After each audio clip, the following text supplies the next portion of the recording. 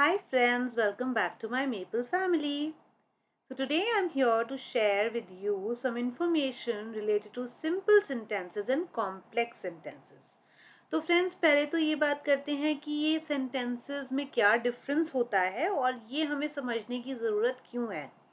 आप जैसे कि जानते ही हैं कि जब भी हम आइल्स की बात करते हैं या कोई भी हम इंग्लिश का रिटन एग्ज़ाम अगर देने जाते हैं तो जहाँ पे आपको आपकी लैंग्वेज के बेसिस पे जज किया जा रहा है या आपकी लैंग्वेज प्रोफिशिएंसी के बेसिस पे आपको बैंड्स दिए जाएंगे या स्कोर दिया जाएगा, तो obviously it is their expectation कि आप एक अच्छे लेवल पर इंग्लिश में बात करें। सो जब मैं लेवल की बात करती हूँ फ्रेंड्स, तो यहाँ पर बहुत ही कॉमनली आपको सुनने को मिलेगा that you should try and use more of complex sentences and you should not use too many simple sentences.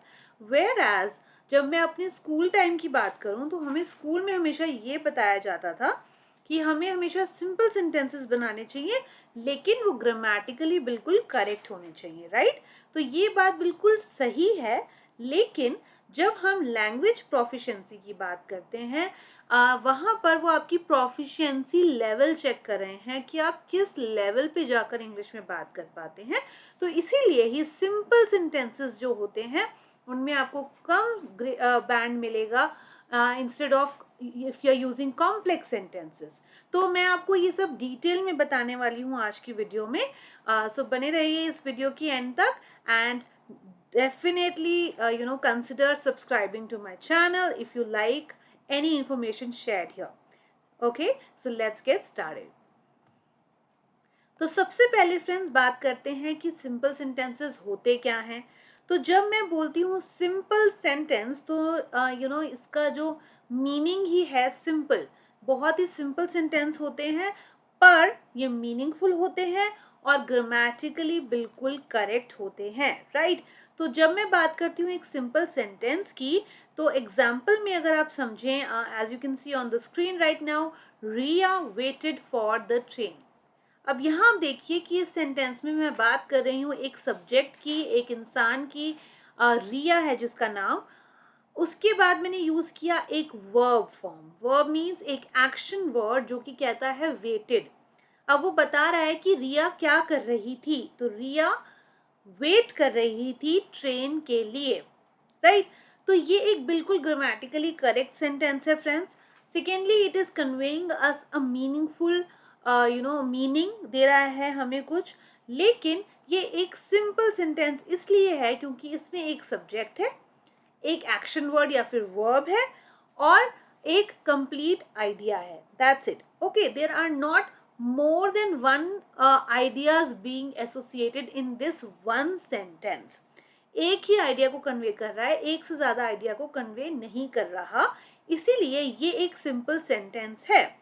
Similarly आप नेक्स्ट सेंटेंस पढ़ते हैं, the train was late. Again this is also a simple sentence because it is telling us a simple idea. Now if I say कि मैं इसी sentence को एक complex sentence में convert कर देती हूँ और मैं कहती हूँ कि Riya waited for the train but the train was late. So I am conveying the same meaning but in a better वे।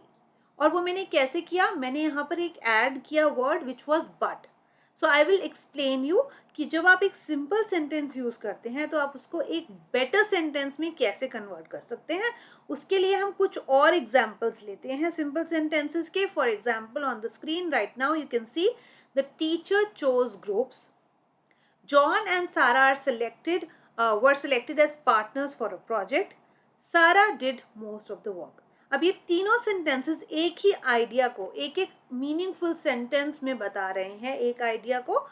पर अगर हम ये, क्योंकि ये आइडियाज एक दूसरे से कनेक्टेड हैं, तो अगर हम इन सबको कनेक्ट कर दें एक दूसरे के साथ और एक कॉम्प्लेक्स सेंटेंस बनाएं तो ऑब्वियसली हमारे chances to get a better band in IELTS बढ़ जाते हैं। फ्रेंड्स यूजुअली हम रिटन फॉर्म जब हम ना राइटिंग एग्जाम देते हैं या स्पीकिंग एग्जाम देते हैं, वहाँ पर कॉम्प्लेक्स सेंटेंसेस यूज करने बहुत ज़्यादा ज़रूरी होते हैं और उससे ही आपको अच्छे बैंड राइटिंग में और स्पीकिंग में मिलने के चांसेस बढ़ जाते हैं। तो प्लीज़ अंडरस्टैंड दैट उन्हीं तीन सेंटेंसेस को जो मैंने अभी आपको स्क्रीन पे दिखाए विच वर सिंपल सेंटेंसेस, जब मैं एक साथ ज्वाइन कर देती हूँ तो वो कुछ इस तरह का सेंटेंस बन जाता है. After the teacher chose groups, John and Sarah were selected as partners for a project. Yet, Sarah did most of the work. अब क्या हो रहा है, आफ्टर, एज एंड येट जब मैं ज्वाइन कर रही हूँ, ये वाले वर्ड्स मैं यूज कर रही हूँ, तो ये वर्ड्स क्या होते हैं फ्रेंड्स? तो ये वर्ड्स होते हैं basically, these are called as conjunctions. तो आप देख सकते हैं स्क्रीन पे मैंने कुछ वर्ड्स दिए हैं, कंजंक्शंस हैं जो कि, अब कंजंक्शंस का क्या मतलब है? Conjunctions are the words which help us join two simple sentences together and make them into a complex sentence but a meaningful sentence. ऐसा नहीं होना चाहिए कि simple sentence बोल रही हूँ, meaningful है, लेकिन जब मैं उसको complex बनाने के चक्कर में मैंने उसका meaning ही disturb कर दिया. So if you are changing or if you are not being able to give a meaningful sentence, then definitely आपके marks कट जाएंगे. इसीलिए जब भी आप conjunctions का use करते हैं तो आपको पता होना चाहिए कि आप कहाँ पर कौन से conjunction का इस्तेमाल कर रहे हैं. If you wish to watch what kind of conjunctions you use in what kind of sentences, then please write in the comment section so that I can make a video on that on your demand, and I can explain you how to use conjunctions in a better sentence, right? तो जब आपने देखा कि मैंने ये 3 simple sentences को complex sentence में convert किया, तो मैंने यहाँ कंजंक्शंस का इस्तेमाल किया which are after, as and yet, right? आइए देखते हैं एक और example.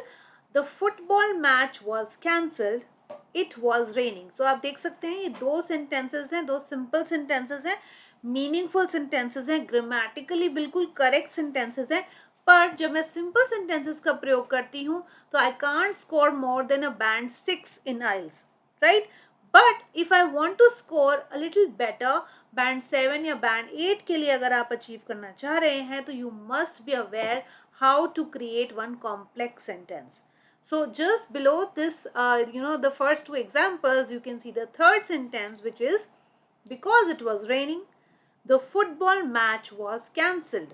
So now you can see that how the first part of the sentence is dependent on the second part, and I have used a conjunction because to join these 2 sentences together, right?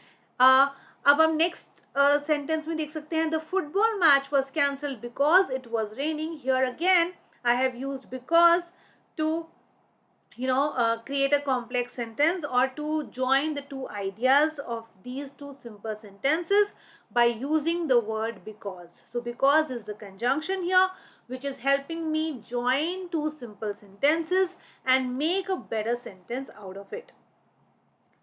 Right? So I hope that this is very much clear to you that if you are using a simple sentence, you won't score really well for your IELTS exam, or for that matter in any of your English high level exams that you are trying to give. So you should always try to use complex sentences, and for that you should use some conjunctions that are going to make it easier for you to create complex sentences. Right? So friends, I hope that this video is useful to you और आपको समझ में आया हो the importance of making complex sentences और जो difference होता है simple and complex sentences का. मैं ये नहीं कह रही हूँ कि simple sentences use करना गलत है. There are many a times that we are using simple sentences, but in between we should try to use complex sentences when we are actually telling some ideas which are interrelated to each other. That time you can use conjunctions and you can form complex sentences to tell that you have a good proficiency of speaking in English. And if you do that, then you are definitely going to get your desired band score, which is around band 7, band 8. Then it is going to be easier for you to achieve your desired band score, and try to write and create your complex sentences instead of just speaking in simple sentences. So if you find this video useful, do not forget to subscribe to my channel. Also hit the bell icon so that you get notified whenever I upload another new video. Do not forget to follow me on Instagram, IELTS_MapleFamily. I keep sharing some vocabulary words, some information related to IELTS on my page. So if you like to get that information and if you want to, keep yourself updated related to IELTS, then do not forget to follow me on Instagram. So that's all for today. I'll see you in the next video. Bye bye.